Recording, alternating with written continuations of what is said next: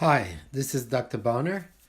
Here is a video film of a patient having periodontal disease. It's a female patient, 55 years old, good medical history. So some pocket 4 and 5s mostly, a little bit of 6 millimeters, 2 times 6 millimeter pockets, 14 teeth affected. We figure it's about stage 2, grade A. She's not smoking. Here we see the biofilm. Typically, you would see some bacteria, mostly spirochetes. Here's little amoeba, baby amoeba on the lower center, some neutrophils. Here in the center, you have an amoeba with the endoplasm and ectoplasm, which is large, quite large, with the typical nucleus in the center of the ectoplasm.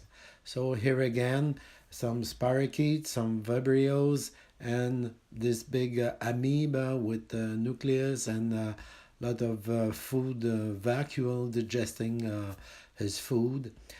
Here again, another amoeba going north, and here again. So we see even in this early periodontitis, stage 2, whoever this patient is 55 years old, but we see she is well infected. So here again, spirochetes, some bacilla, some vibrios occasionally, mostly spirochetes. Here again, an amoeba in the center, very round.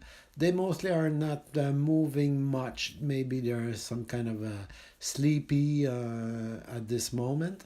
They are within pus. When you see those large vacuole around, those are pus. You see neutrophil on the left, ghost cell in the center with no more nucleus, and you have this large amoeba just lower to it.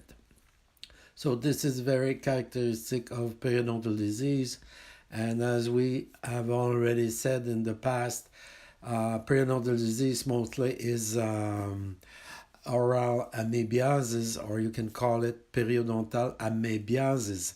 Sometimes 20% could be trichomonias also, but most of them, about 100%, like was said long ago, those are oral amebiasis. So we see this large rounded amoeba here in the film. Some spirochetes around, some vibrios, not moving much vibrios.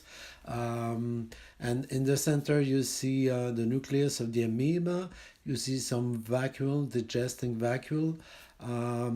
Some small bacteria within those vacuoles. So amoeba may be able to nourish from bacteria, nourish from red blood cell and from white blood cell nucleus. Here you see the pseudopode, which is lamellar pseudopode on the lower left, and it takes about 1 second, and it just go all over the amoeba. Sometimes maybe it's the like the amoeba is tired, or she knows she's going to die, I don't know. You see those many lamellar amoeba pseudopode coming in. It's quite spectacular seeing those lamellar pseudopodes. See, within 1, 2 second, 3 second, it just go right around the amoeba, probably to get some food. Some have said in amoebias in other amoebiasis, it is a way to get some iron from which they nourish, because they like nucleus of white cell, they like hemoglobin, and they have a way to get some iron or food from those pseudopode, lamellar pseudopode. So it is very typical. Sometimes we see them moving around, sometimes they eat. Here again we have another amoeba. On the left you can see a second amoeba far left, but in the upper center you see the neutrophil which has lost his nucleus, so you still see the envelope of the nucleus.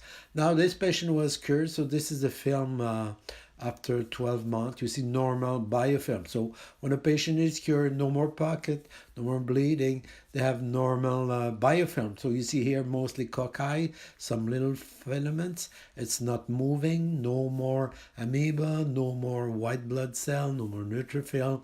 Here again, same patient cured, so dots and lines, so cocci and filaments. Thank you for listening.